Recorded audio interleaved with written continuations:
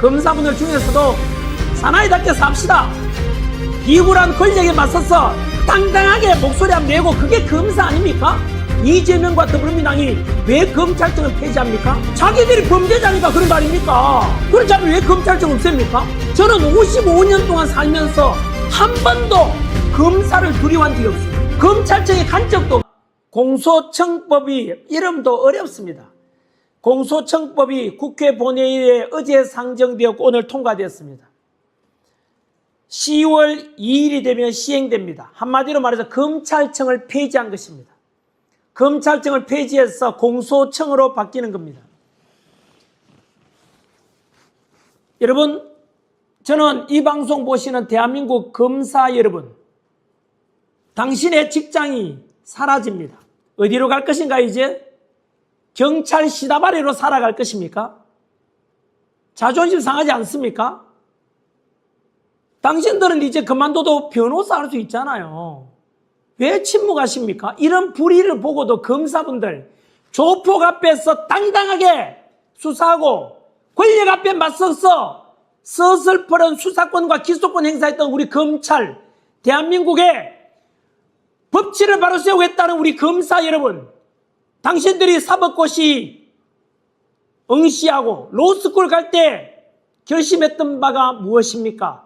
대한민국 범죄자 때려잡고 조폭 때려잡고 마약 사범 때려잡아서 대한민국의 법치가 온전하게 법의 기강이 강해지고 법치가 살아있는 대한민국 만들려고 했지 않습니까? 권력에 맞서서 당당하게 범죄자에 대해서는 눈치 보지 않고 수사하겠어 반드시 법에 따라서 처벌하겠다고 그런 다짐과 그런 결심으로 그런 포부와 비전을 가지고 검사가 됐다면 지금 이 난국에서 침묵하시겠습니까? 침묵하고 계십니까? 부끄럽지 않습니까? 아, 네. 그래도 목고문이 포도청이라고. 네, 맞습니다. 하지만 우리 검사분들 중에서도 사나이답게 삽시다. 비굴한 권력에 맞서서 당당하게 목소리 한번 내고, 그게 검사 아닙니까? 불의가 횡행하는 저 이재명 정부와 더불어민주당이 현재 보십시오. 저는 평생 55년 살면서 검사를 만난 적도 없고, 왜요? 범죄자가 만나니까요. 조폭들이 검사 만나는 거 아닙니까? 마약 사범들이 검사 만나는 거 아닙니까? 저는 55년간 한 번도 검사를 만난 적도 없습니다. 그런데 왜 검사를 없애고 검찰청을 왜 없앱니까? 이재명 정부와 더불어민주당이 범죄자들이기 때문에 그런 것입니다. 한 번 더 말씀드릴까요? 이재명과 더불어민주당이 왜 검찰청을 폐지합니까? 자기들이 범죄자니까 그런 거 아닙니까? 그렇지 않으면 왜 검찰청 없앱니까? 저는 55년 동안 살면서 한 번도 검사를 두려워한 적이 없습니다. 검찰청에 간 적도 없습니다. 저같이 선하고 죄 짓지 않고 착하게 산 사람은요, 검찰청이 있어야 된다고 생각한다고 저는요, 서슬퍼런 검사의 권력이 있어야 된다고 저는 생각한다고요.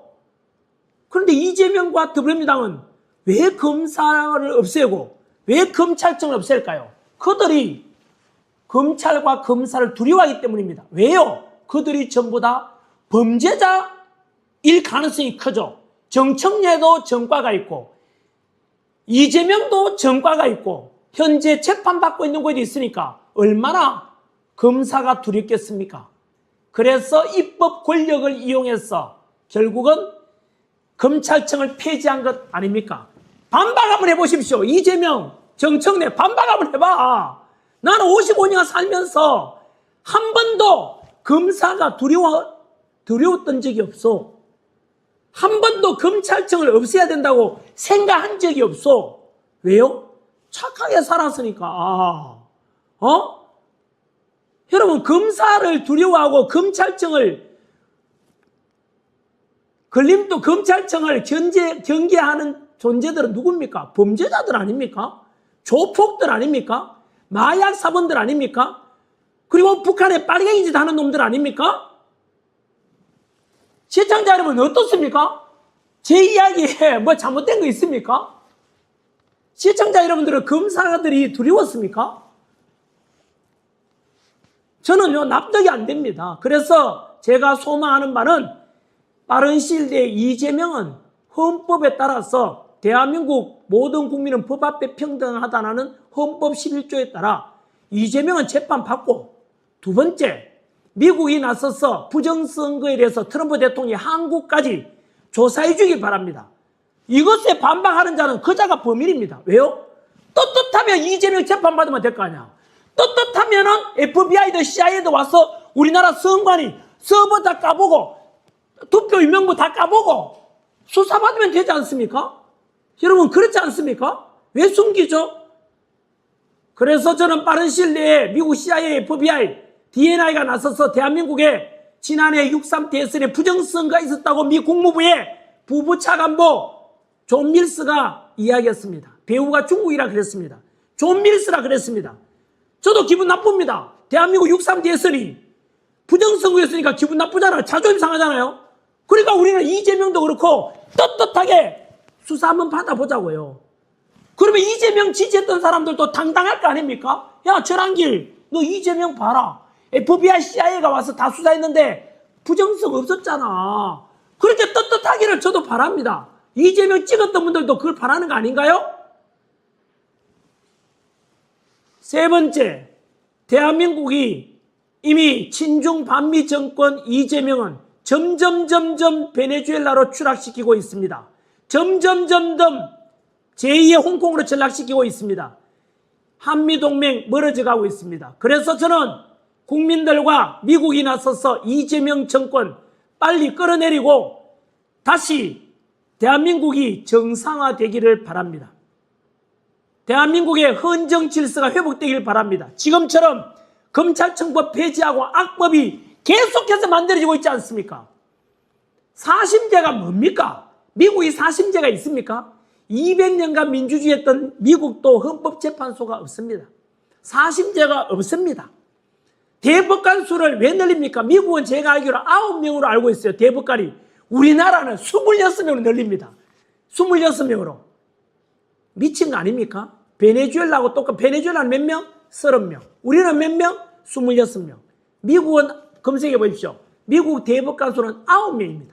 모든 것이 망가지고 있습니다. 그래서 저는 이재명 정권이 부정선거였다는 것이 밝혀지고 더불어민주당 2024년 4.10 총선이 부정선거였다는 게 밝혀져서 저는 국회가 해산되고 이재명 정권도 부정선거니까 이거는 가짜 아닙니까? 그렇다면은 그 수사 결과 드러나면은 국회도 해산돼야 되고 대통령도 새로 뽑아야 되죠. 제가 하자는 게 아니라 부정선거 조사하자는 겁니다. 이재명도 떳떳하다면 조사받으면 될 거 아닙니까? 떳떳하다면 재판 다시 받으면 되는 거고 떳떳하다면 미국 CIA가 오든 FBI가 오든 DNI가 오든 누가 오든 간에 수사 다시 다 부정성인지 아닌지 깨보면 될 거 아니야. 더불어민주당 국회의원 중에서 52명이 가짜라고 공병호 TV에서 말했어요. 그 52명 가짜 국회의원들 기분 나쁘잖아. 고발하지 왜? 가짜가 아니라는 걸 알기 위해서 4.10 총선도 다 깨보자고. 뭐가 잘못됐습니까? 저도 자존심 상해요. 더불어민주당 국회의원 52명이 가짜라면 자존심 상하잖아. 더불어민주당 찍었던 사람 얼마나 자존심 상합니까? 이재명 찍었던 사람들도 부정선거로 당선됐다면 자존심 상하잖아요. 그렇죠? 그래서 깨보자고. 수사받아보자고. 확인해보자고. 체제전쟁은 하루아침에 완성되지 않습니다. 수십 년에 걸쳐 인사구조를 바꾸고 법 해석을 바꾸고 기준과 상식을 바꾸며 천천히 진행됩니다. 사법은 판단을 미루고 언론은 침묵하거나 왜곡하며 행정은 책임을 회피합니다. 이렇게 쌓인 결과는 어느 순간 돌이킬 수 없는 상태가 됩니다. 그때가 되면 국민은 선택하지 않은 결과를 떠안게 됩니다. 체제전쟁은 이미 과거형이 아니라 지금도 진행형인 현실입니다. 이 전쟁은 누군가 대신 싸워주지 않습니다. 정치인도 권력자도 외부 세력도 대한민국의 체제를 대신 지켜주지 않습니다. 오직 깨어있는 시민의 각성과 행동만이 체제전쟁을 막을 수 있습니다. 침묵은 중립이 아니라 방관이며 무관심은 항복과 다르지 않습니다. 지금 필요한 것은 분노가 아니라 인식이고 구호가 아니라 연대입니다. 대한민국의 미래를 지키는 마지막 방어선은 시민입니다. 지금 이 순간 시민이 나서야 할 때입니다. 체제전쟁은 한쪽의 승리로 끝나지 않습니다. 한번 무너지기 시작한 체제는 연쇄적으로 붕괴됩니다.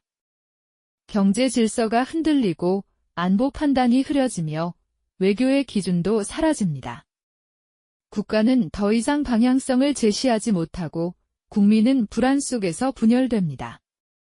이 혼란이 길어질수록 체제를 설계한 세력은 더 단단해지고 일반 시민은 점점 무력해집니다. 이것이 체제전쟁이 가장 잔혹한 이유입니다. 시민 여러분, 경각심은 공포가 아니라 책임에서 나옵니다. 지금 필요한 것은 증오가 아니라 사실을 직시하는 용기입니다. 좌익이 30년을 준비했다면 시민도 지금부터 준비해야 합니다. 정보의 출처를 따지고 프레임을 의심하며 스스로 생각하는 힘을 회복해야 합니다.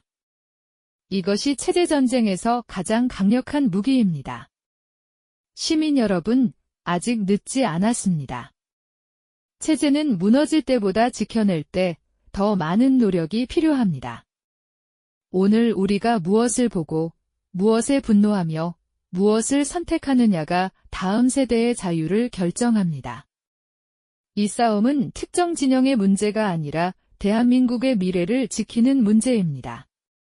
지금 깨어나지 않으면 내일은 선택권조차 사라질 수 있습니다.